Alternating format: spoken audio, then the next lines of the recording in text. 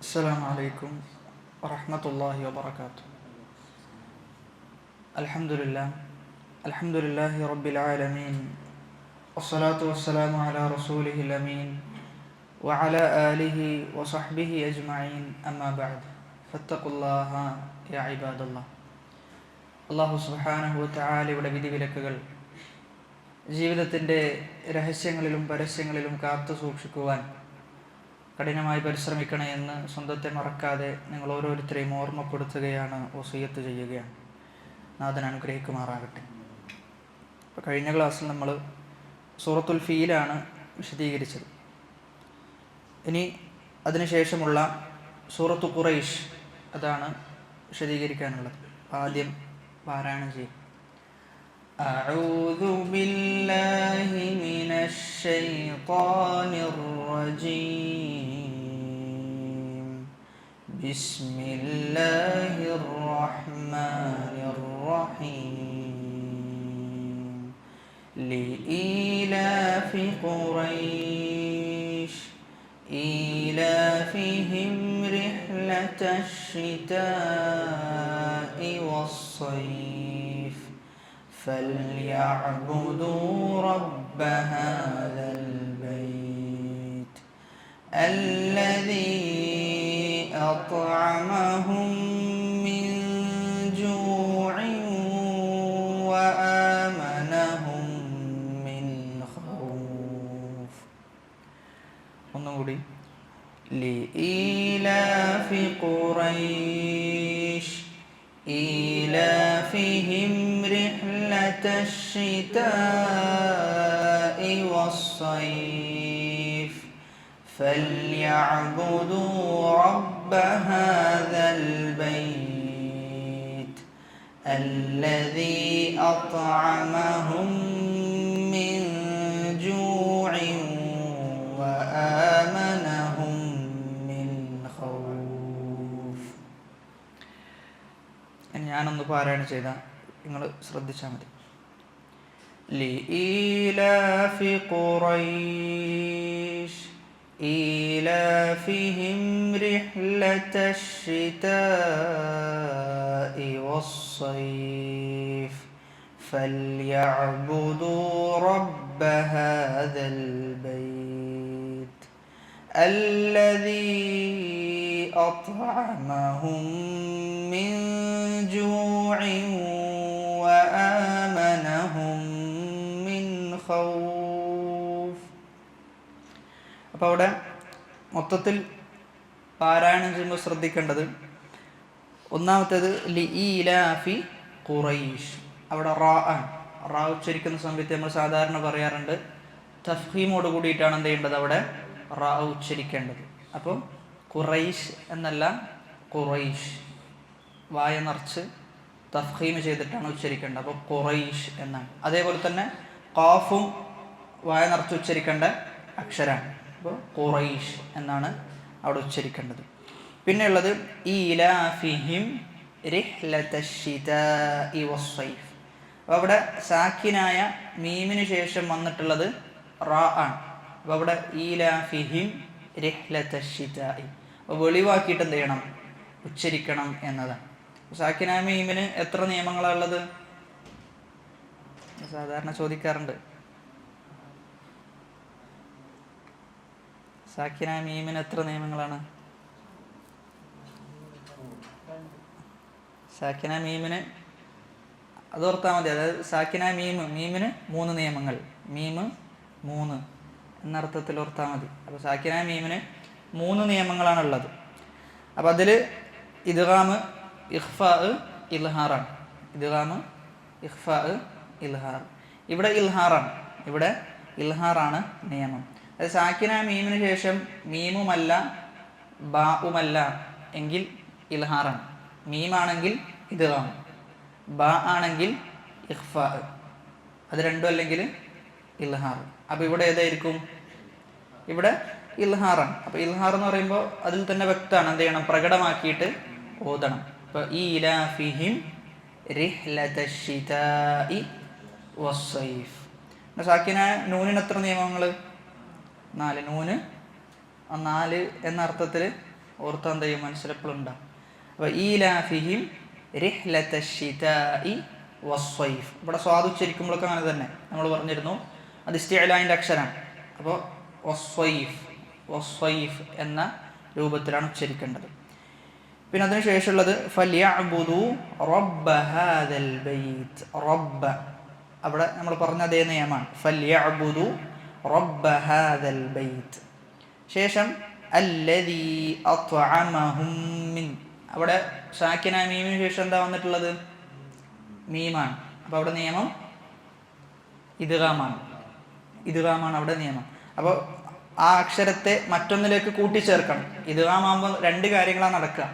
ഒന്ന്, അക്ഷരത്തെ മറ്റൊരക്ഷരത്തിലേക്ക് കൂട്ടിച്ചേർക്കും. അതോടൊപ്പം തന്നെ എന്ത് ചെയ്യും? അത്അമഹും മിൻ ജൂ'. അപ്പോൾ ആ രൂപത്തിലാണ് ഓതേണ്ടത്. അത്അമഹും മിൻ ജൂ'. പിന്നെ അവിടെ സാക്കിനായ നൂനിന് ശേഷം വരുന്നത് ജീമാണ്. സാക്കിനായ നൂനിന് ശേഷം ജീമാണ് വന്നിട്ടുള്ളത്. അപ്പോൾ സാക്കിനായ നൂന് 4 നിയമം എന്ന് പറഞ്ഞു. ഇവിടെ ഏതാ നിയമം? സാക്കിനായ നൂനിന് ശേഷം ജീമാണ് വന്നിട്ടുള്ളത്. ഇൽഹാർ എന്തായാലും അല്ല, ഉറപ്പാണ്. ഇനി ഇദ്ഗാമാണോ അല്ലേ എന്നാണ്. ഇദ്ഗാമിൻ്റെ അക്ഷരം ഏതാ? യർമലൂൻ. ഇദ്ഗാമും അല്ല. ഇഖ്ലാബാണോ? ഇഖ്ലാബ് എന്തായാലും അല്ല, ഒറ്റ അക്ഷരമാണ് ഇഖ്ലാബിനുള്ളത്, അതല്ല. പിന്നെ ഏതിനാ സാധ്യത ഉള്ളത്? ഇഖ്ഫ ആണ്. അപ്പോൾ അവിടെ ഇഖ്ഫ ആണ് നിയമം. ഇഖ്ഫ എന്ന് പറയുമ്പോൾ നൂനെ ഗോപ്യമാക്കും. നൂൻ എന്ത് ചെയ്യൂല? മിൻ ജൂ എന്നാണ് ഓതിയത്? അല്ല, മിൻ ജൂ എന്നാണ് ഓതിയത്. അപ്പോൾ നൂനെ ഗോപ്യമാക്കിയിട്ട് എന്ത് ചെയ്യും? അതിനാണ് ഖഫി ഇഖ്ഫ എന്ന് പറയാം, ഗോപ്യമാക്കി ഉച്ചരിക്കുക. അപ്പോൾ മിൻ ജൂഇൻ വആമനഹും, ജൂഇൻ വആമനഹും. ശേഷമുള്ളത് തൻവീനിന് ശേഷം വാവാണ് വന്നിട്ടുള്ളത്. അപ്പോൾ തൻവീന് ശേഷം വാവ് വന്നു കഴിഞ്ഞാൽ നിയമം ഇദ്ഗാമാണ്. ഇദ്ഗാമിൽ തന്നെ ഏതാണ്? ബിഗുന്നയാണ്. ഇദ്ഗാമിൽ തന്നെ ബിഗുന്ന. ബിലാഗുന്ന വരുന്നത് ലാമും റാവുമാണ് ബിലാഗുന്ന. അപ്പോൾ ഓതുന്ന സമയത്ത് നമ്മൾ പറഞ്ഞിരുന്നു, ഇദ്ഗാമാകുമ്പോൾ ചേർത്ത് ഓതണം. അതേപോലെ തന്നെ ഗുന്ന അവിടെ ഉണ്ടാകണം. ജൂഇൻ വആമനഹും, ജൂഇൻ വആമനഹും. പിന്നെ ശേഷം വരുന്നത് മീമിന് ശേഷം മീമാണ്. സാക്കിന മീമിന് ശേഷം മീം വന്നു കഴിഞ്ഞാൽ ഇദ്ഗാമാണ്. സാക്കിന മീമിന് ശേഷം മീം വന്നാൽ ഇദ്ഗാം. അപ്പോൾ അവിടെ വആമനഹും മിൻ ഖൗഫ് അല്ലദീ അത്അമഹും മിൻ ജൂഇൻ വആമനഹും മിൻ ഖൗഫ്. അപ്പോൾ അവിടെ അവസാനം വരുന്ന നിയമം സാക്കിന നൂനിന് ശേഷം ഖ ആണ് വന്നിട്ടുള്ളത്. അപ്പോൾ ഏതാണ്? ഇൽഹാറാണ്. ഹൽക്കിൻ്റെ അക്ഷരങ്ങളാണ് വന്നിട്ടുള്ളത്. ഇൽഹാറാണ് അവിടെ ചെയ്യേണ്ടതെന്ന്. അപ്പോൾ ആ രൂപത്തിലാണ് അതിൻ്റെ തജ്വീദുമായി ബന്ധപ്പെട്ടുള്ള നിയമങ്ങളുള്ളത്. ഇനി ഓരോ ആളുകൾക്ക് എന്ത് ചെയ്യാം? പാരായണം ചെയ്യാം. മൊത്തത്തിലുള്ള തെറ്റുകൾ നമ്മൾ എന്ത് ചെയ്യാം? അവസാനം സൂചിപ്പിക്കാം. അപ്പോൾ അവിടെ ശ്രദ്ധിക്കേണ്ട കുറച്ച് കാര്യങ്ങൾ കൂടി സൂചിപ്പിക്കുകയാണ്. അതായത് റിഹ്ലത്ത് അവിടെ തർക്കീക്കാണ്. റാഇന് കസ്റ് വന്നു കഴിഞ്ഞാൽ രി എന്ന രൂപത്തിലാണ് ഓതേണ്ടത്. അപ്പോൾ ഈലാഫിഹിം റിഹ്ലത, റി എന്നല്ല ഓതുക, റിഹ്ലത. സ്വാഭാവികമായിട്ടും റി എന്ന് ഓതിയാൽ തന്നെ നമുക്ക് ഓതുമ്പോൾ തന്നെ എന്തുണ്ടാവും? ഒരു സുഖം ഉണ്ടാവില്ല. ഈലാഫിഹിം റഹ്ല എന്ന് ഓതാനും ഒരു സുഖം കിട്ടൂല എന്ന് മാത്രമല്ല, ഒഴുക്കിട്ടൂല ഓതാൻ. അപ്പോൾ റിഹ് എന്ന രൂപത്തിലാണ് ഓതേണ്ടത്. തർക്കീക്കാണ് അവിടെ. പിന്നെ അല്ലദീ അത്ത് അല്ലെ, ത്വാ വന്നു കഴിഞ്ഞാൽ ത്വാഇന് സുക്കൂനായാൽ കുത്തൂബ് ജദ്ദിൻ്റെ അക്ഷരമാണ്. അപ്പോൾ അവിടെ അത്അമഹും എന്നല്ല, അത്അമഹും എന്നാണ് ഓതേണ്ടത്.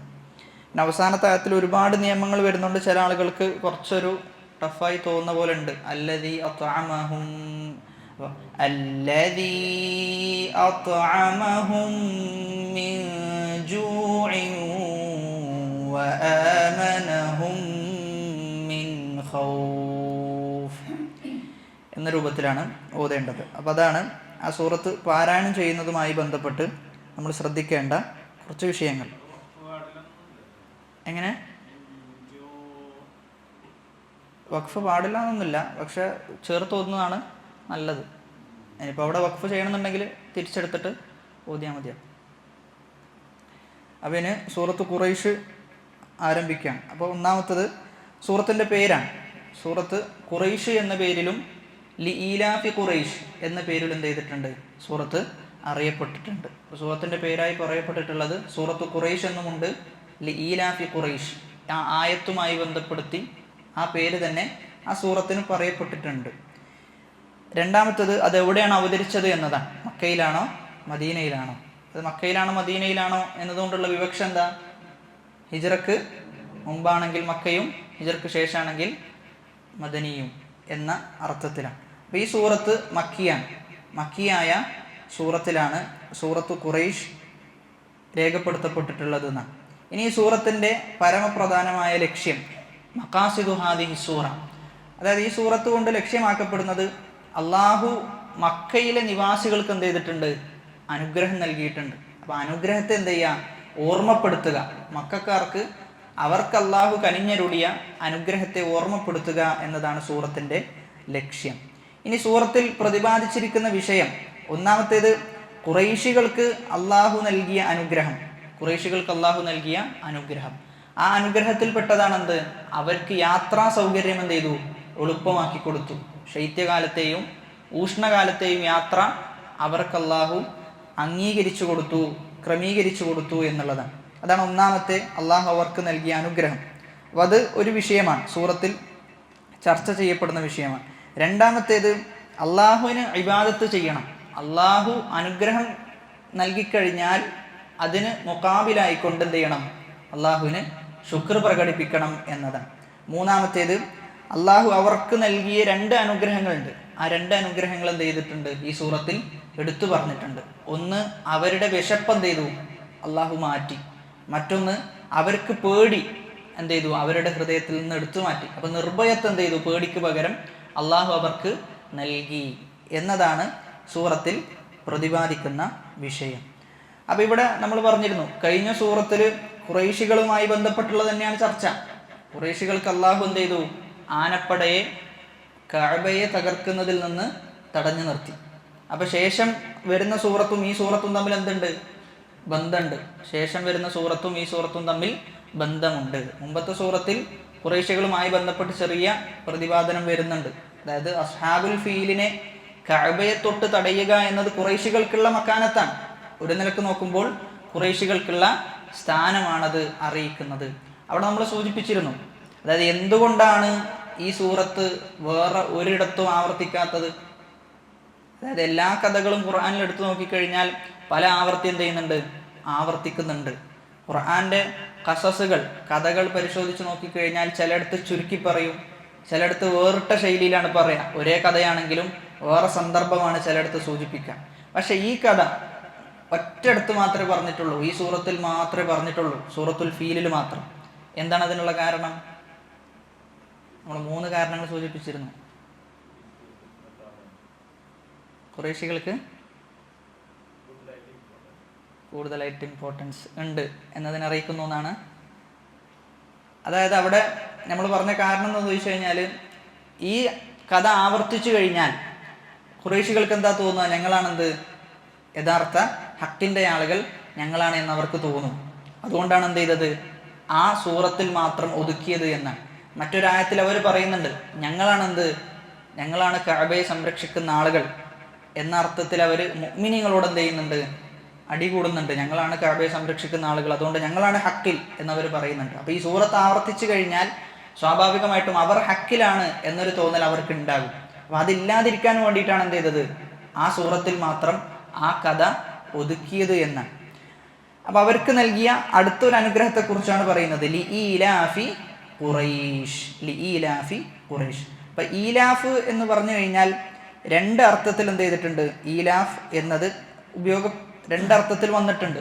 ഒന്ന്, ഇണക്കിക്കൊടുത്തു ഇണങ്ങി, ഇണക്കിക്കൊടുത്തു ഇണങ്ങി എന്ന അർത്ഥത്തിലാണ് ഈലാഫ് ഉപയോഗിക്കാറുള്ളത്. മറ്റൊന്ന് ഖുറൈശ്. ഖുറൈശ് കൊണ്ട് ഉദ്ദേശിക്കുന്നത് എന്താ, ഖുറൈശ് ഗോത്രമാണ്. ഖുറൈശ് ഗോത്രമാണ് അവിടെ അർത്ഥമാക്കുന്നത്.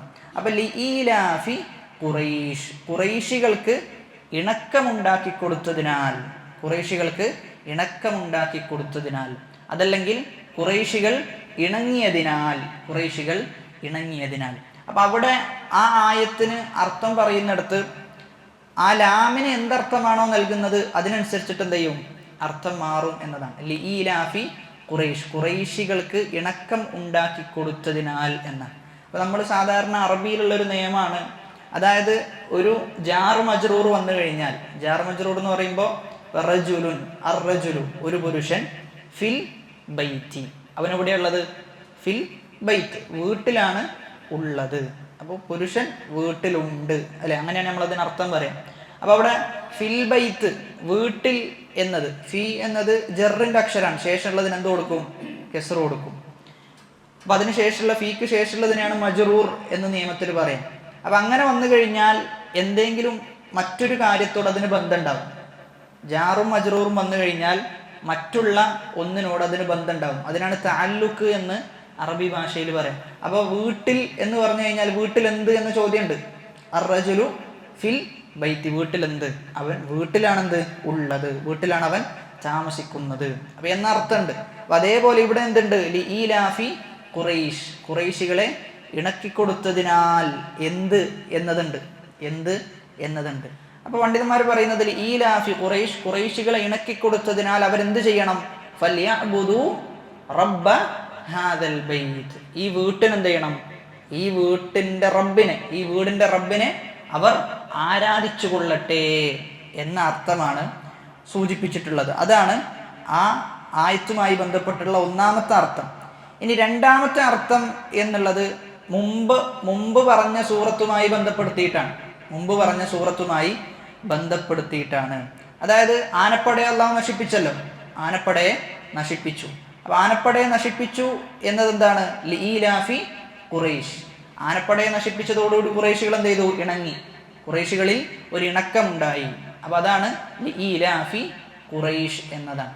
മറ്റൊന്ന് ആ ആയത്തിന് അർത്ഥം പറയപ്പെട്ടിട്ടുള്ളത് അവിടെ വന്ന ലാമു തഅജ്ജുബാണ് എന്നാണ്. അവിടെ വന്നിട്ടുള്ള ലാമു തഅജ്ജുബാണ്. അതായത് ലീലാഫി ഖുറൈഷ്, ഖുറൈശികളുടെ ഇണക്കത്തിൽ നിങ്ങൾ എന്ത് ചെയ്യണം, അത്ഭുതപ്പെട്ടുകൊള്ളണം എന്ന അർത്ഥത്തിലാണ് അതിന് പറഞ്ഞിട്ടുള്ളത്. അപ്പൊ ഈ 3 രൂപത്തിൽ എന്ത് ചെയ്തിട്ടുണ്ട്, ആ ആയത്തിന് അർത്ഥം പറയപ്പെട്ടിട്ടുണ്ട്. 3 എന്തില്ല, കുഴപ്പങ്ങളൊന്നുമില്ല.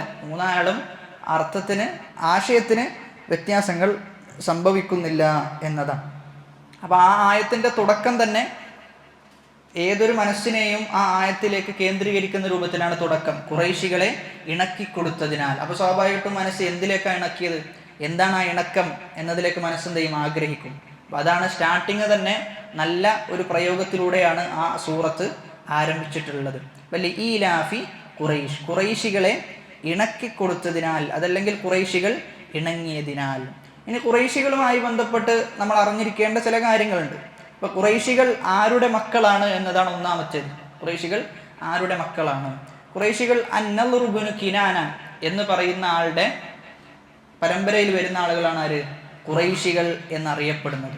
ഇനി ഖുറൈശികൾ എന്തുകൊണ്ടാണ് ഖുറൈശികൾ എന്ന പേരിൽ അറിയപ്പെട്ടത് എന്നും ചരിത്രത്തിൽ ചർച്ച ഉണ്ട്. എന്തുകൊണ്ടാണ് ഖുറൈഷ് ആ പേരിൽ അറിയപ്പെട്ടത്? ലിമാദാ സുമ്മിയത് ഖുറൈഷ് ബി ഖുറൈഷ് എന്ന ചർച്ച കാണാൻ സാധിക്കും. അവിടെ പറയുന്നത് ഒന്ന്, അവർ കച്ചവടം ചെയ്യുന്ന ആളുകളായിരുന്നു എന്നാണ്. അവർ ഖുറൈശികൾ എന്ന് വിളിക്കാൻ കാരണം അവർ കച്ചവടത്തിലും അതേപോലെ തന്നെ ധനം ശേഖരിക്കുന്നതിലും അവർ വലിയ താല്പര്യം പ്രകടിപ്പിച്ചിരുന്നു. അതായത് ഖുറൈഷ് എന്നത് കർഷ് എന്ന വാക്കിൽ നിന്നാണ് വന്നത് എന്നാണ്. കർഷ് എന്ന് പറഞ്ഞു കഴിഞ്ഞാൽ കെസ്ബ്, സമ്പാദിക്കുക എന്നാണ്. കർഷ് എന്ന് പറഞ്ഞു കഴിഞ്ഞാൽ സമ്പാദിക്കുക. അപ്പൊ അവരെന്ത് ചെയ്യുന്നുണ്ട്? അവരുടെ കുടുംബത്തിന് വേണ്ടി സമ്പാദിക്കുന്നുണ്ട്, കച്ചവടം ചെയ്യുന്നുണ്ട്, ധനം ശേഖരിക്കുന്നുണ്ട് എന്നത് കാരണത്താൽ ഏത് പേരിൽ അറിയപ്പെട്ടു? ഖുറൈഷ് എന്ന പേരിൽ അറിയപ്പെട്ടു എന്നാണ് ചരിത്രത്തിൽ പറയുന്ന ഒന്നാമത്തെ അഭിപ്രായം. രണ്ടാമത്തേത് ബിദാബത്തിൻ തക്കൂനു ഫിൽ ബഹർ, അതായത് ഖുറൈഷ് എന്നത് കടലിലുള്ള ഒരു വലിയ മൃഗാണെന്നാണ്. കടലിലുള്ള വലിയൊരു മത്സ്യം. ആ മത്സ്യത്തിന്റെ പ്രത്യേകത എന്ന് പറഞ്ഞു കഴിഞ്ഞാൽ ലാ തമുറു ബിശൈഇൻ മിനൽ ഗസ്സി വസ്സമീനി ഇല്ലാ അകലത്ഹു, അതായത് എന്ത് ചെറിയ കാര്യത്തിലൂടെയും വലിയ കാര്യത്തിലൂടെയും ആ ജീവി പോയി കഴിഞ്ഞാൽ അതിനെന്ത് ചെയ്യും? തിന്നുന്നാണ്. എന്ത് ചെറുതിനെയും വലുതിനെയും അത് ബാക്കി വെക്കുകയില്ല എന്ന് പറയുന്നുണ്ട്. അപ്പൊ അതേപോലെയായിരുന്നു ഖുറൈശികൾ എന്നാണ്. അതേപോലെയായിരുന്നു ഖുറൈശികൾ. എന്ത് ചെറുതും വലുതും കിട്ടിയ ഖുറൈശികൾ എന്ത് ചെയ്യൂല? ബാക്കി വെക്കൂല. അതിനൊക്കെ എന്ത് ചെയ്യും? അതിനൊക്കെ നശിപ്പിച്ചു കളയുന്ന, അതല്ലെങ്കിൽ അതിനോടൊക്കെ ഒരു അക്രമത്തിന്റെ രൂപം ഖുറൈശികൾക്ക് ഉണ്ടായിരുന്നു. അതുകൊണ്ട് എന്ത് പേരിൽ അറിയപ്പെട്ടു? ആ പേരിൽ ഖുറൈശ് എന്ന പേരിൽ അറിയപ്പെട്ടു എന്നതാണ്.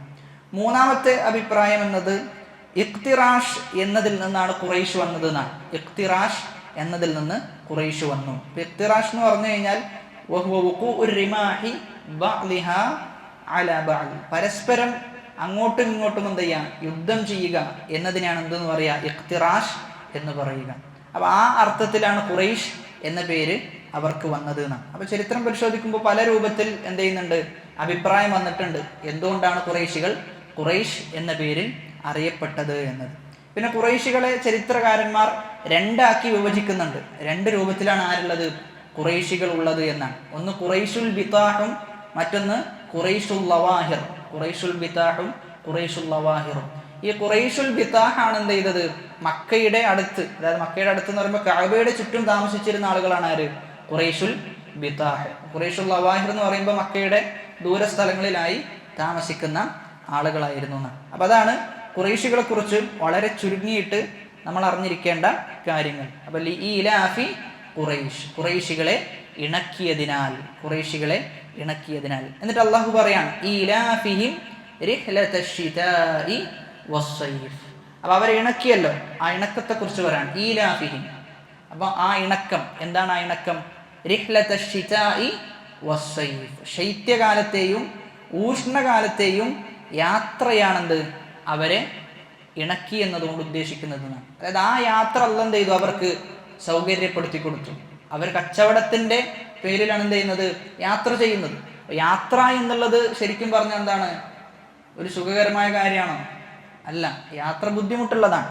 അതാണ് അസ്സഫറു ഖിത്അത്തുൻ മിനൽ അദാബ്, ഒരു ശിക്ഷയുടെ ഖിത്അ, ചെറിയൊരു ഭാഗമാണെന്ത്, യാത്ര എന്നുള്ളത്. അപ്പൊ അവിടെ ശിക്ഷ എന്നതുകൊണ്ട് അവിടെ ഉദ്ദേശിക്കുന്നത് എന്താ, ശരിക്കും പറഞ്ഞ ഒരു ശിക്ഷയാണ് യാത്ര എന്നല്ല, മറിച്ച് പ്രയാസമുള്ളതാണെന്ത്, യാത്ര എന്നതാണ്. അതിപ്പോ ഏത് യാത്രയായാലും, ഉല്ലാസയാത്രയായാലും എന്തുണ്ട്, അതിലും ആ യാത്രയുടെ പ്രയാസം ഉണ്ട് എന്നതാണ്. അപ്പൊ ആ കാലത്ത് അള്ളാഹു അവർക്ക് കച്ചവടത്തിനും മറ്റുമെല്ലാം അവർക്ക് യാത്രാ സൗകര്യങ്ങൾ എന്ത് ചെയ്തു, എളുപ്പമാക്കി കൊടുത്തു. യാത്രാ മാർഗങ്ങൾ അള്ളാഹു അവർക്ക് സംവിധാനിച്ചു കൊടുത്തു എന്നതാണ്. അപ്പൊ അതാണ് അള്ളാഹു അവരെ ഇണക്കി കൊടുത്തു എന്നതുകൊണ്ട് അർത്ഥമാക്കുന്നത്. അപ്പൊ ഖുറൈശികൾ താമസിച്ചിരുന്ന മക്ക എന്ന് പറയുന്നത് സ്വാഭാവികമായിട്ടും അവർക്ക് കച്ചവടത്തിന് എന്ത് ചെയ്യണം, പുറം നാട്ടിലേക്ക് പോകണം. കാരണം മക്ക എന്ന് പറയുമ്പോൾ ഒന്നുമില്ല, കൃഷിയും മരങ്ങളൊക്കെ വളരെ കുറഞ്ഞ ഒരു നാടാണ്. അതുകൊണ്ട് തന്നെ എന്ത് ചെയ്യണം, കച്ചവടത്തിന് വേണ്ടി എല്ലാ വർഷവും അവർ ശൈത്യകാലത്തും ഊഷ്ണകാലത്തും മാറി മാറിയിട്ട് എന്ത് ചെയ്യും, യാത്ര പോകും എന്നാണ്. അപ്പൊ അവര് ശൈത്യകാലത്ത് ഷിതായില് യമനിലേക്കാണ് അവർ യാത്ര പോയത്. ഷിതായില് യമനിലേക്കാണ് യാത്ര പോയത്. സൈഫില് ഊഷ്ണകാലത്ത് അവർ യാത്ര പോയത് ഷാമിലേക്കാണ്. യമനിലേക്കും ഷാമിലേക്കുമായിരുന്നു കച്ചവടാർത്ഥം അവർ യാത്ര പോയിരുന്നത് എന്ന്. അപ്പൊ ഈലാഫി ഖുറൈശ്, ഖുറൈശികളെ അള്ളാഹു ഇണക്കി കൊടുത്തതിനാൽ. ഈലാഫിഹിം, അവരുടെ ആ ഇണക്കം എന്ത് എന്ന് പറയാം. അവരുടെ ഇണക്കം എന്ന് പറഞ്ഞു കഴിഞ്ഞാൽ റിഹ്ലതശ്ശിതാഇ വസ്സൈഫ്, ശൈത്യകാലത്തെയും ഊഷ്ണകാലത്തെയും യാത്ര എന്ത് ചെയ്തു, അള്ളാഹു അവർക്ക് സംവിധാനിച്ചു കൊടുത്തു എന്ന്. എന്നിട്ട് അള്ളാഹു ആ നിഅമത്ത്, ശരിക്കും യാത്ര സൗകര്യപ്പെടുത്തി കൊടുത്തു എന്നത് അനുഗ്രഹമാണ്. അതിനുടനെ തന്നെ എന്ത് ചെയ്യണം, ആ അനുഗ്രഹത്തിന് അവർ എന്താണ് ചെയ്യേണ്ടത് എന്നാണ് പറയുന്നത്.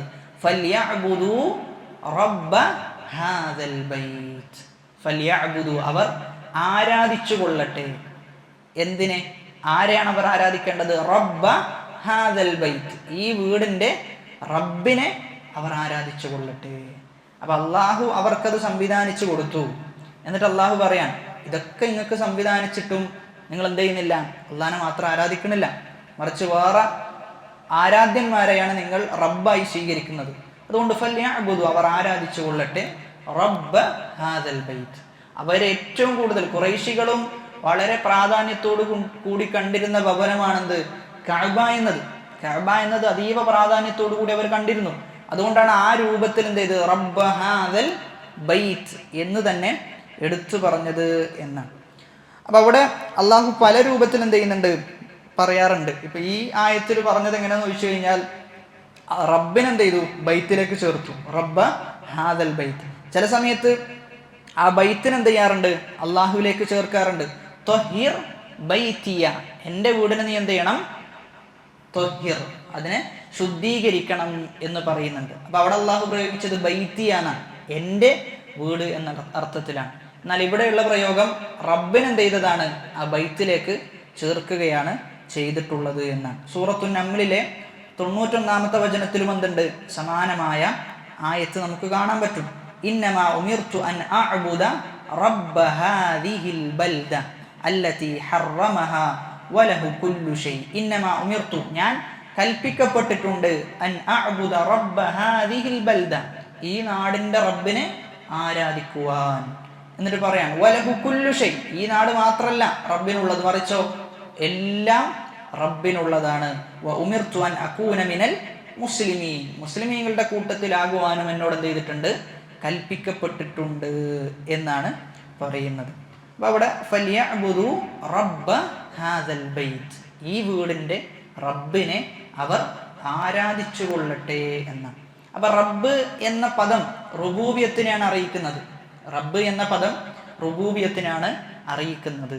അപ്പൊ റുബൂബിയത്ത് എന്ന് പറഞ്ഞു കഴിഞ്ഞാൽ എന്താ? റുബൂബിയത്ത് എന്ന് പറഞ്ഞാൽ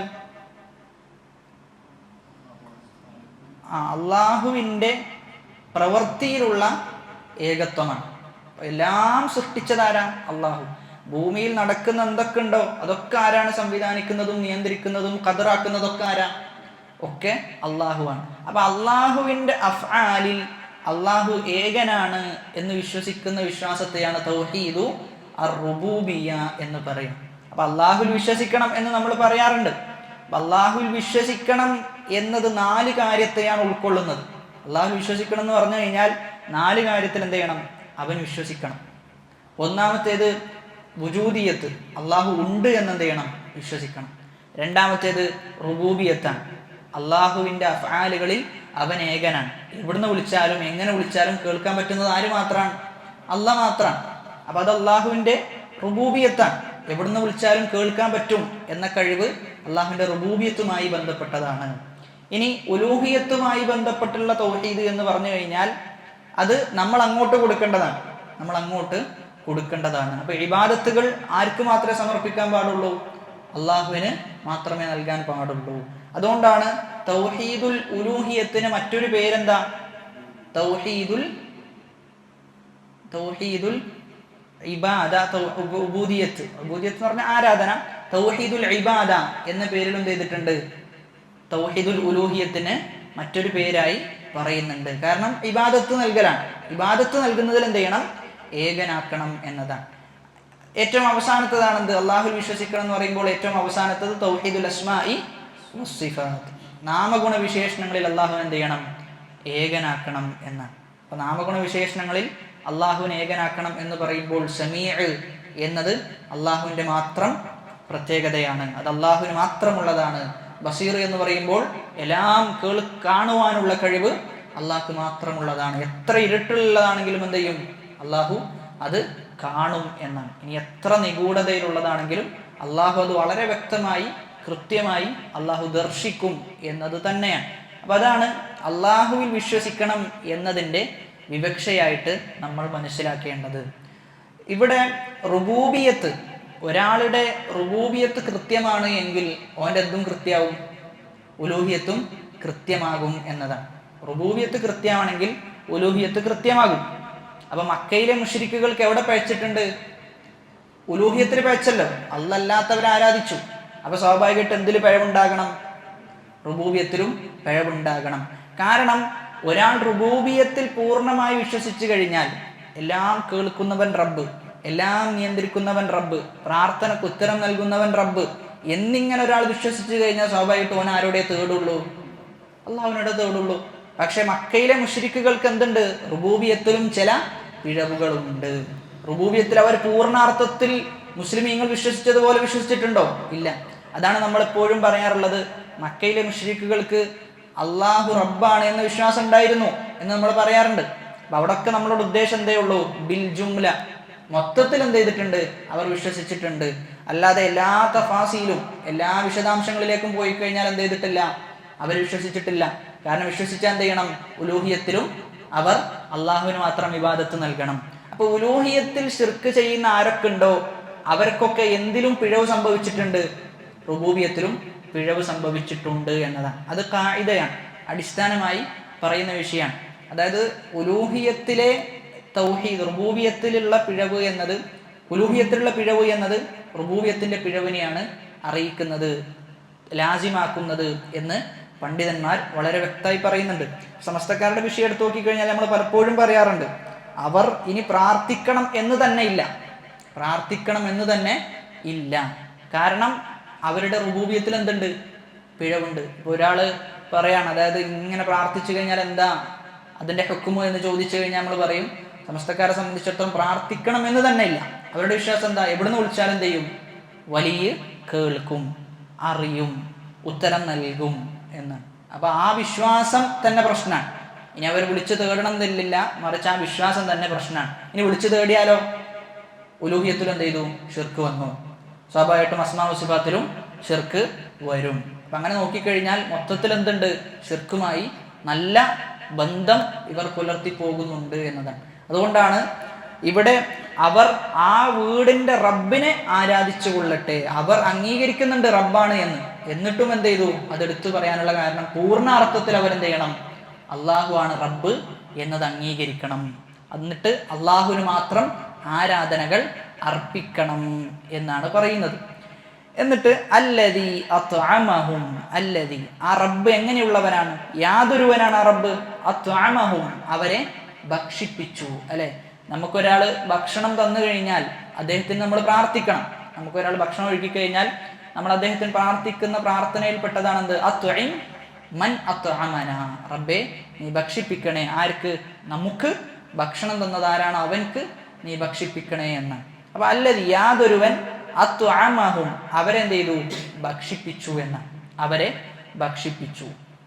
എന്തിനാണ് ഭക്ഷിപ്പിച്ചത്? മിൻ ജൂഇൻ, ജൂഇൽ നിന്ന്, അതായത് വിശപ്പിൽ നിന്ന് അവർക്ക് എന്ത് ചെയ്തു? അല്ലാഹു ആഹാരം നൽകി, വിശപ്പിൽ നിന്ന് ആഹാരം നൽകി.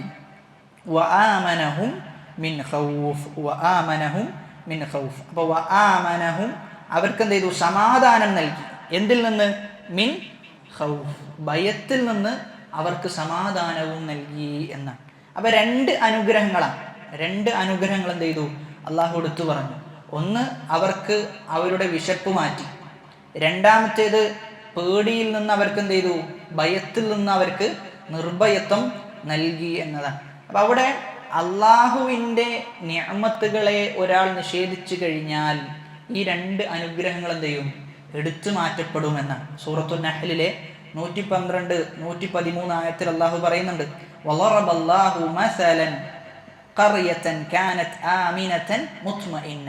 ഒരു നാടിനെ കുറിച്ച് അള്ളാഹു ഉദാഹരിക്കുകയാണ്. ആ നാടിന്റെ പ്രത്യേകത കാനത് ആമിന, നിർഭയത്വം നിറഞ്ഞ നാടായിരുന്നു. മുത്മഇന്ന, വളരെ സമാധാനത്തിൽ ജീവിക്കുന്ന നാട്. യഅ്തിഹാ റിസ്ഖുഹാ റഗദൻ മിൻ കുല്ലി മകാൻ, എല്ലായിടത്തു നിന്നും എന്ത് ചെയ്യുന്നുണ്ട്? റിസ്ക് അവരിലേക്ക് എത്തിപ്പെടുന്നുണ്ട്. എന്നാൽ അവരെന്ത് ചെയ്തു? ഫകഫറത് ബിഅൻഉമില്ലാഹ്, അല്ലാഹുവിന്റെ അനുഗ്രഹത്തെ എന്ത് ചെയ്തു? അവർ നിഷേധിച്ചു. ഫഅദാഖഹ അല്ലാഹു ലിബാസൽ ജൂഇ വൽ ഖൗഫ്, അപ്പോൾ അല്ലാഹു അവർക്ക് എന്ത് ചെയ്തു? ഫഅദാഖഹ, അവർക്ക് അനുഭവിപ്പിച്ചു കൊടുത്തു, അവർക്ക് രുചിയാക്കി കൊടുത്തു. എന്ത്? ലിബാസൽ ജൂഇ വൽ ഖൗഫ്, ജൂഇന്റെയും ഖൗഫിന്റെയും, വിശപ്പിന്റെയും പേടിയുടെയും വസ്ത്രം അവർക്ക് അല്ലാഹു ധരിപ്പിച്ചു കൊടുത്തു എന്ന്. എന്താ കാരണം? ഫകഫറത് ബിഅൻഉമില്ലാഹ് ഫഅദാഖഹ അല്ലാഹു ലിബാസൽ ജൂഇ വൽ ഖൗഫ് ബിമാ കാനൂ യസ്നഊൻ, അവരെന്താണോ പ്രവർത്തിച്ചത് അതിന്റെ ഫലമായി കൊണ്ട് എന്ന്. അപ്പൊ അള്ളാഹുവിന്റെ നിഅമത്തിനെ നിഷേധിച്ചു കഴിഞ്ഞാൽ അവിടെ ഉണ്ടാകാൻ പോകുന്നത്, അവരെ വിശപ്പ് കൊണ്ട് എന്ത് ചെയ്യും? അവനെ പരീക്ഷിക്കും, ഭയം കൊണ്ട് അവനെ പരീക്ഷിക്കും എന്നതാണ്. അപ്പൊ തൗഹീദ് ഉണ്ടെങ്കിൽ ആ രണ്ട് അനുഗ്രഹവും അള്ളാഹു എന്ത് ചെയ്യും? ഒരാൾക്ക് നൽകും. വിശപ്പിൽ നിന്ന് എന്ത് ചെയ്യും? അവനെ രക്ഷിക്കും, ഭയത്തിൽ നിന്നും അവനെ രക്ഷിക്കും എന്നുള്ളതാണ്. അപ്പൊ ഒരുപാട് സമാനമായ ആയത്തുകൾ നമുക്ക് ആ വിഷയത്തിൽ എന്ത് ചെയ്യാൻ പറ്റും? കാണാൻ സാധിക്കും എന്നതാണ്. അപ്പൊ ഇവിടെ അള്ളാഹു എടുത്തു പറഞ്ഞൊരു വിഷയമാണ്, വിശപ്പിൽ നിന്ന് എന്ത് ചെയ്തു? അവരെ അള്ളാഹു അവർക്ക് ആഹാരം നൽകി, അവരെ ഭക്ഷിപ്പിച്ചു എന്നതാണ്. അപ്പൊ അവിടെ വിശപ്പിൽ നിന്ന് എന്നാണ് പ്രയോഗിച്ചത്. വിശപ്പ് എന്ന പ്രയോഗമാണ് അവിടെ സൂചിപ്പിച്ചത് എന്നാണ്. അപ്പൊ ഏറ്റവും നല്ല ഭക്ഷണം എന്ന് പറഞ്ഞു കഴിഞ്ഞാൽ നമ്മുടെ വിശപ്പ് മാറ്റാൻ സാധിക്കുന്ന ഭക്ഷണമാണ് എന്ത്? ഏറ്റവും നല്ല ഭക്ഷണം. അതുകൊണ്ടാണ് അവിടെ വിശപ്പ് മാറ്റുന്നത് എന്ന് പറഞ്ഞത്. അതല്ലാതെ വയറ് നിറക്കുന്ന ഭക്ഷണം അല്ല എന്ത്? ഒരാൾക്ക് ലഭിച്ചതിൽ വെച്ച് ഏറ്റവും ഹൈറായ ഭക്ഷണം എന്നത്. മറിച്ച് അവൻ്റെ വിശപ്പ് മാറ്റാൻ എന്താണ് അവനെ സഹായിക്കുന്നത്, അതാണ് ഏറ്റവും ഹൈറായ ഭക്ഷണം. അതുകൊണ്ടാണ് അത്അമഹും മിൻ ജൂഅ് എന്ന് പറയാൻ കാരണം. ഇനി അതേപോലെ തന്നെ അവിടെ മറ്റൊന്ന്, അള്ളാഹു അവരുടെ നാടിന് നിർഭയത്വമുള്ള നാടാക്കി മാറ്റി. അതെന്തുകൊണ്ടെന്ന് ചോദിച്ചു കഴിഞ്ഞാൽ ഒരുപാട് അമ്പിയാക്കന്മാർ പ്രാർത്ഥിച്ച പ്രാർത്ഥനക്കുള്ള ഉത്തരാണത്. ഇബ്രാഹിം നബി അലൈഹി സ്വലാത്തു വസ്സലാം പ്രാർത്ഥിക്കുന്നുണ്ട്, ഫജ്അൽ അഫ്ഇദതൻ മിനൻ നാസി തഅ്വീ ഇലൈഹിം വർസുഖ്ഹും മിനസ് സമറാത്ത്. ഫജ്അൽ, റബ്ബേ നീ ആക്കണേ, അഫ്ഇദതൻ മിനൻ നാസ്, ജനങ്ങളുടെ എല്ലാവരുടെയും അഫ്ഇദത്ത് എന്താണ്, തഅ്വീ ഇലൈഹിം വർസുഖ്ഹും മിനസ് സമറാത്ത്. അപ്പോൾ എല്ലാവരും കഅബയിലേക്ക് തിരിയുന്ന രൂപത്തിൽ എന്ത് ചെയ്യണം, റബ്ബേ നീ ആക്കണം എന്ന് ഇബ്രാഹിം നബി അലൈഹി സ്വലാത്തു വസ്സലാം പറയുന്നുണ്ട്. അതേപോലെ തന്നെ റബ്ബി ജഅൽ ഹാദാ ബലദൻ ആമിന, നിർഭയത്വമുള്ള നാടാക്കി ഇതിനെ മാറ്റണേ എന്ന് പറയുന്നുണ്ട്. അവലം നുമക്കിൽ ലഹും ഹറമൻ ആമിനൻ അവലം യറൗ അന്നാ ജഅൽനാ ഹറമൻ ആമിനൻ വമൻ ദഖലഹു കാന ആമിന. അപ്പൊ ഇങ്ങനെ ഒരുപാട് ആയത്തിൽ എന്ത് ചെയ്യുന്നുണ്ട്, പറയുന്നുണ്ട്. അപ്പൊ കഅബ സ്ഥിതി ചെയ്യുന്ന സ്ഥലം എന്നത് നിർഭയത്വമുള്ള നാടാണ്, നിർഭയത്വമുള്ള നാടാണ്. ഏതൊരു മനസ്സും വീണ്ടും വീണ്ടും പോകാൻ ആഗ്രഹിക്കുന്ന ഒരു മുസ്ലിമിനെ സംബന്ധിച്ചിടത്തോളം എപ്പോഴും അവൻ്റെ മനസ്സിലുണ്ടാകേണ്ട ഒരു വിഷയമാണെന്ത്, ഉംറ പോവുക, ഹജ്ജ് പോവുക എന്നത് അവൻ്റെ വലിയ ലക്ഷ്യത്തിൽ അവൻ എഴുതി വെക്കേണ്ട ഒരു വിഷയമാണ്. അതാണ് നമ്മൾ കഴിഞ്ഞ ക്ലാസ്സിൽ സൂചിപ്പിച്ചിരുന്നു. ഹുദൈബിയ സന്ധിയുടെ സമയത്ത് സഹാബാക്കളെ ഏറ്റവും കൂടുതൽ പ്രയാസപ്പെടുത്തിയത് എന്താ, ആ കഅബ തവാഫ് ചെയ്യാൻ അവർക്ക് സാധിച്ചിട്ടില്ല, ഉംറയുടെ അവസരം അവർക്ക് നഷ്ടപ്പെട്ടു എന്നതാണ്.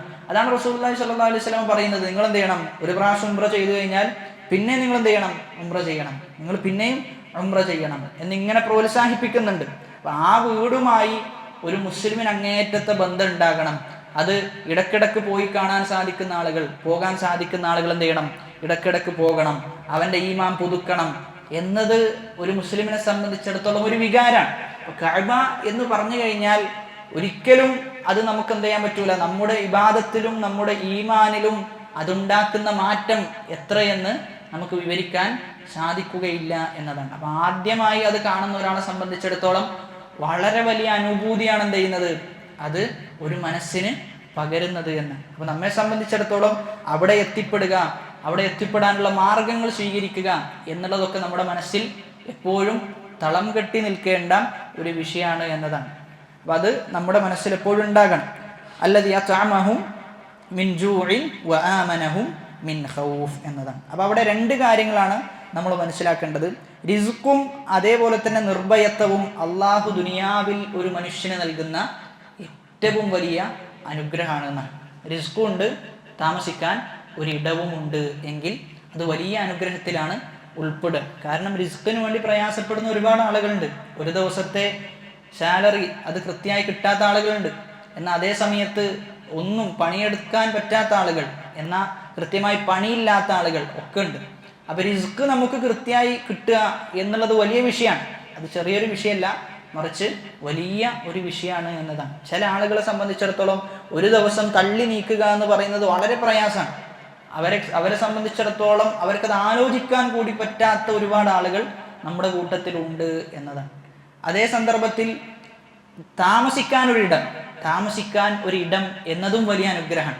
അതിന് എത്ര ചെറിയ കുടിലായാലും അത് ഫളല് തന്നെയാണ് എന്നാണ് മനസ്സിലാക്കേണ്ടത്. കാരണം ഒരുപാട് ആളുകൾ, അതായത് താമസിക്കാൻ വീടില്ല, എന്നാൽ അതേ സമയത്ത് വീടുള്ള ആളുകൾ തന്നെ വീടൊക്കെ വിൽക്കേണ്ട അവസ്ഥയുള്ള ആളുകൾ ഒരുപാട് ആളുകളുണ്ട്. എത്രത്തോളം എന്ന് ചോദിച്ചു കഴിഞ്ഞാൽ വീടെടുത്തു, വീടൊക്കെ വെച്ചു, എന്നാൽ ഒരുപാട് പ്രയാസങ്ങളുണ്ടായി, അവർ വെച്ച വീട് തന്നെ വിൽക്കേണ്ട അവസ്ഥ, അങ്ങനൊക്കെ ഉണ്ടായ ആളുകൾ ഒരുപാടുണ്ട്. അപ്പൊ താമസിക്കാൻ ഒരു വീടുണ്ടാവുക, കൃത്യമായി നമുക്ക് ഭക്ഷണം ലഭിക്കുന്നുണ്ട് എങ്കിൽ അൽഹംദുലില്ലാ പറയാൻ വലിയ വകുപ്പ് നമുക്കുണ്ട് എന്നതാണ്. അത് മാത്രം മതി എന്ത്, അള്ളാഹു നമുക്ക് നൽകിയ അനുഗ്രഹമായിട്ട് പറയാൻ എന്നതാണ്. ഇനി വേറെന്തോ അള്ളാഹു നമുക്ക് നൽകിയിട്ടില്ലെങ്കിലും അത് തന്നെ വലിയ അനുഗ്രഹമായിട്ടാണ് നമ്മൾ കാണേണ്ടത്. കാരണം ഒരു മനുഷ്യനെ സംബന്ധിച്ചിടത്തോളം അവൻ ഏറ്റവും സമാധാനം നൽകുന്നതാണ് എന്ത്, അവൻ്റെ വീട്ടിലേക്ക് എത്തുക എന്നുള്ളത്. അപ്പൊ അറബിയിൽ താമസ സ്ഥലത്തിന് പറയുന്നത് എന്താ, സക്കൻ, മസ്കൻ എന്നാ പറയാൻ. മസ്കൻ എന്നത് ഏതിൽ നിന്നാ വന്നത്, സക്കന, സുക്കൂൻ എന്നതിൽ നിന്നാണ്. സുക്കൂൻ എന്ന് പറഞ്ഞു കഴിഞ്ഞാൽ മനസ്സിന് ശാന്തി ഏകുന്നത് എന്നാണ്. അപ്പൊ വീട്ടിലേക്ക് എത്തിക്കഴിഞ്ഞാൽ സ്വാഭാവികമായിട്ട് എന്തുണ്ടാകണം, അവൻ്റെ മനസ്സിന് ശാന്തി പകരണം എന്നതാണ്. അപ്പം അങ്ങനെ ഒരു ശാന്തി വീട്ടിലേക്ക് എത്തിയിട്ടും കിട്ടണില്ല എങ്കിൽ അത് പ്രശ്നമാണെന്നാണ്, അത് പ്രശ്നമാണ്. അപ്പോൾ മസ്കനിലേക്ക് എത്തിക്കഴിഞ്ഞാൽ നമുക്കൊരു സമാധാനം ആ മസ്കനിൽ ഉണ്ടാകണം. ആ മസ്കനിൽ സമാധാനം ഉണ്ടാകണമെങ്കിൽ അതിനുള്ള വകുപ്പ് നമ്മൾ ഉണ്ടാക്കണം, അതിനുള്ള വകുപ്പ് നമ്മൾ ഉണ്ടാക്കണം എന്നുള്ളതാണ്. അതിനുള്ള വകുപ്പ് ഉണ്ടാക്കണം എന്ന് പറയുമ്പോൾ സ്വാഭാവികമായിട്ടും സുന്നത്ത് നിസ്കാരങ്ങളൊക്കെ പരമാവധി എന്ത് ചെയ്യണം, വീട്ടിൽ നിസ്കരിക്കാൻ നമ്മൾ ശ്രമിക്കണം. അതാണ് റസൂലുള്ളാഹി സ്വല്ലല്ലാഹു അലൈഹി വസല്ലം പറയുന്നത്, നിങ്ങൾ നിങ്ങളുടെ വീടുകൾ എന്താക്കരുത്, ഖബറുകളാക്കി മാറ്റരുത് എന്നാണ്. പല വീട്ടിലും സുന്നത്ത് നിസ്കാരങ്ങൾ കുറവാണ്. അപ്പോൾ അവിടെ നമ്മൾ വീടുകളിൽ സുന്നത്ത് നിസ്കാരങ്ങൾ നിസ്കരിക്കണം. അപ്പോൾ സ്വാഭാവികമായിട്ടും റഹ്മത്തിൻ്റെ മലക്ക് എന്ത് ചെയ്യും, നമ്മുടെ വീടുകളിലേക്ക് പ്രവേശിക്കുമെന്നതാണ്. എല്ലാ വീട്ടിലും മലക്കുണ്ട്. ഏത് മലക്ക? ഹഫളത്തിൻ്റെ മലക്കാണ്. നമ്മുടെ കാര്യങ്ങളൊക്കെ എഴുതി വെക്കുന്ന അത്തരത്തിലുള്ള മലക്ക് എല്ലാ വീട്ടിലുണ്ട്. എന്നാൽ റഹ്മത്തിൻ്റെ മലക്ക് പ്രവേശിക്കണമെങ്കിൽ എന്ത് ചെയ്യണം, അവിടെ ഇബാദത്തും മറ്റു കാര്യങ്ങളൊക്കെ നടക്കണം എന്നതാണ്. സ്വാഭാവികമായിട്ടും റഹ്മത്തിൻ്റെ മലക്ക് പ്രവേശിച്ചു കഴിഞ്ഞാൽ ആ വീട്ടിൽ ബറക്കത്തുണ്ടാവും, ഐശ്വര്യം ഉണ്ടാവും, അനുഗ്രഹങ്ങൾ എന്തായാലും എന്ത് ചെയ്യും, ചൊരിഞ്ഞു വരും എന്നുള്ളതാണ്. അപ്പം അതാണ് വീട്ടിൽ റഹ്മത്തിൻ്റെ മലക്കുകൾ പ്രവേശിക്കാൻ എന്തൊക്കെ മാർഗങ്ങൾ സ്വീകരിക്കാൻ സാധിക്കുമോ ആ മാർഗങ്ങളൊക്കെ നമ്മൾ സ്വീകരിക്കേണ്ടതുണ്ട് എന്നതാണ്. എങ്കിൽ ആ വീട് എന്ത് ചെയ്യും, ഏറ്റവും നല്ല വീടായി മാറും. അപ്പം ആ സൂറത്ത് അവസാനിപ്പിക്കുന്നത് അവർക്ക് നൽകിയ 2 അനുഗ്രഹങ്ങളെ എടുത്തു പറഞ്ഞുകൊണ്ടാണ്. അപ്പം അവിടെ നിന്ന് എല്ലാ ആളുകളും, മുസ്ലിമീങ്ങളും അതേപോലെ തന്നെ ഓരോ ഒറ്റപ്പെട്ട വ്യക്തികളും സംഘടനകളും എല്ലാ ആളുകളും മനസ്സിലാക്കേണ്ടത്, അള്ളാഹുവിൻ്റെ അനുഗ്രഹം ലഭിച്ചു കഴിഞ്ഞാൽ അതിന് മുക്കാബിലായിട്ട് നമ്മൾ എന്ത് ചെയ്യണം, ശുക്ർ ചെയ്യണം എന്നുള്ളതാണ്. ല ഇൻ ശകർതും ല അസീദന്നകും, നിങ്ങൾ ശുക്ർ ചെയ്തു കഴിഞ്ഞാൽ ഞാൻ എന്ത് ചെയ്യും, നിങ്ങൾക്ക് വർദ്ധിപ്പിച്ചു തരും എന്നതാണ്. അപ്പോൾ ശുക്ർ ചെയ്യുക എന്ന് പറയുമ്പോൾ അത് നാവ് കൊണ്ടുണ്ട്, അതേപോലെ തന്നെ നമ്മുടെ അവയവങ്ങൾ കൊണ്ടുണ്ട്, ഹൃദയം കൊണ്ട് ചെയ്യുന്നതൊക്കെ ശുക്റാണ്. എല്ലാം ശുക്റിൻ്റെ ഗണത്തിലാണ് ഉൾപ്പെടുക എന്നുള്ളതാണ്. അപ്പോൾ അവിടെ വേവലാദികൾ പറയരുത്. ഒരു അനുഗ്രഹം ലഭിച്ചു, അതിനെന്ത് ചെയ്യുക, വേവലാദികൾ പറയുക എന്നുള്ളത് എന്തല്ല, ശുക്റിൻ്റെ ഭാഗമല്ല എന്നാണ് മനസ്സിലാക്കേണ്ടത്. അതാണ് ആ സൂറത്തുമായി ബന്ധപ്പെട്ട് നമുക്ക് സൂചിപ്പിക്കാനുള്ളത്. ആ സൂറത്തിൽ നമ്മൾ ആദ്യം സൂചിപ്പിച്ചതുപോലെ തന്നെ ഖുറൈശികൾക്ക് അള്ളാഹു നൽകിയ ഒരു അനുഗ്രഹത്തെ എടുത്തു പറഞ്ഞു. യാത്രാ സൗകര്യം ചെയ്തു അവർക്ക് അള്ളാഹു ഒരുക്കി കൊടുത്തു എന്നതാണ് ഒന്നാമത്തേത്. രണ്ടാമത്തേത്, ആ യാത്രാ സൗകര്യം ഒരുക്കി കൊടുത്തതിനാൽ അവർ ചെയ്യേണ്ടത് എന്താ, അള്ളാഹുവിന് മാത്രം ഇബാദത്തുകൾ അർപ്പിക്കണം, നല്ല സൽക്കർമ്മങ്ങൾ ചെയ്ത് ജീവിക്കണം എന്നതാണ്. എന്നിട്ട് ഏറ്റവും അവസാനം അള്ളാഹു അവർക്ക് നൽകിയ മറ്റൊരു അനുഗ്രഹം കൂടി എടുത്തു പറഞ്ഞു. അവർക്ക് ഭക്ഷണവും നൽകി, അതേപോലെ തന്നെ നിർഭയത്വവും നൽകി എന്നാണ്. നിർഭയത്വത്തിൻ്റെ വിഷയമൊക്കെ എടുത്തു നോക്കുമ്പോൾ നമുക്ക് നിർഭയത്വം എന്നതിൻ്റെ വിഷയത്തിൽ യാതൊരു പേടിയും നമുക്കില്ല. നമുക്ക് വീട്ടിലേക്ക് പ്രവേശിച്ചു കഴിഞ്ഞാൽ ആരെയും പേടിക്കേണ്ട ആവശ്യം നമുക്കില്ല. എന്നാൽ ഒരുപാട് നാടുകളിൽ യുദ്ധക്കെടുതികളും മറ്റു പ്രശ്നങ്ങളൊക്കെ ആയിട്ട് നിർഭയത്വം എന്ന് പറയുന്ന ഒരു സംഭവം തന്നെ അവരുടെ ഡിക്ഷണറിയിൽ എന്തില്ല, ഇല്ല എന്നതാണ്. അവർക്ക് കിടന്നുറങ്ങാൻ പറ്റുമോ, ഇന്ന് ഉറങ്ങിക്കഴിഞ്ഞാൽ എന്താണ് അവസ്ഥ എന്നത് അവർക്കറിയില്ല. അപ്പം നമുക്ക് അത് ആലോചിക്കാനേ വയ്യ. നമുക്ക് നിർഭയത്വം ഇല്ലാത്തൊരവസ്ഥ എന്നത് നമ്മൾ ആലോചിച്ച് കഴിഞ്ഞാൽ അതപ്പോൾ എങ്ങനെയായിരിക്കും എന്നാണ് നമ്മൾ ആലോചിക്കുന്നത്. അവരെ സംബന്ധിച്ചിടത്തോളം നിർഭയത്വം എന്ത് എന്നത് അവർക്ക് ആലോചിക്കാൻ വകുപ്പില്ല എന്നതാണ്. അപ്പം നിർഭയത്വം എന്നതും വലിയ അനുഗ്രഹമാണ്. നമുക്ക് ഒരു റിസ്ക് ലഭിക്കുന്നു എന്നതിലുപരി പേടിയില്ലാതെ അക്രമമൊന്നും ഉണ്ടാവില്ല എന്ന രൂപത്തിൽ കിടന്നുറങ്ങാൻ പറ്റുക എന്നുള്ളത് വലിയ അനുഗ്രഹത്തിൻ്റെ ഗണത്തിലാണ് ഉൾപ്പെടുക. അതുകൊണ്ട് ആ അനുഗ്രഹത്തിൻ്റെ വ്യാപ്തി നമ്മൾ തന്നെ ഒന്ന് ഇരുന്ന് ആലോചിച്ചു കഴിഞ്ഞാൽ എന്ത് ചെയ്യും, നമുക്ക് ബോധ്യപ്പെടും എന്നതാണ്. അപ്പോൾ ആ അനുഗ്രഹത്തെ തിരിച്ചറിഞ്ഞ് നമ്മളും അള്ളാഹുവിന് യഥാർത്ഥ ശുക്ർ ചെയ്യുന്ന, അവൻ യഥാർത്ഥ ഇബാദത്തുകൾ ചെയ്ത് ജീവിക്കുന്ന അടിമകളായി മാറേണ്ടതുണ്ട് എന്നതാണ്. അള്ളാഹു സുബ്ഹാനഹു വ തആല കേട്ടതിലുപരി ജീവിതത്തിൽ പ്രാവർത്തികമാക്കുവാനുള്ള തൗഫീഖ് നൽകി അനുഗ്രഹിക്കുമാറാകട്ടെ. മരിക്കുന്ന നേരത്ത് ലാ ഇലാഹ ഇല്ലല്ലാ എന്ന കലിമത്തു തൗഹീദ് ഉച്ചരിച്ച് മരിക്കാനുള്ള തൗഫീഖ് നൽകി അനുഗ്രഹിക്കുമാറാകട്ടെ. അല്ലാഹുമ്മ ഗ്ഫിർ ലിൽ മുഅ്മിനീന വൽ മുഅ്മിനാത്ത് വൽ മുസ്ലിമീന വൽ മുസ്ലിമാത്ത് അൽ അഹ്യാഇ മിൻഹും വൽ അംവാത്ത് ഇന്നക മുജീബുദ് ദഅവാതി വയാ ഖാദിയൽ ഹാജാത്ത്. റബ്ബനാ ആതിനാ ഫിദ് ദുനിയാ ഹസന വഫിൽ ആഖിറതി ഹസന വഖിനാ അദാബൻ നാർ. റബ്ബനാ തഖബ്ബൽ മിന്നാ إنك أنت السميع العليم وتب علينا إنك أنت التواب الرحيم. آمين آمين برحمتك يا أرحم الراحمين. سبحانك اللهم وبحمدك أشهد أن لا إله إلا أنت أستغفرك وأتوب إليك. والسلام عليكم ورحمة الله وبركاته.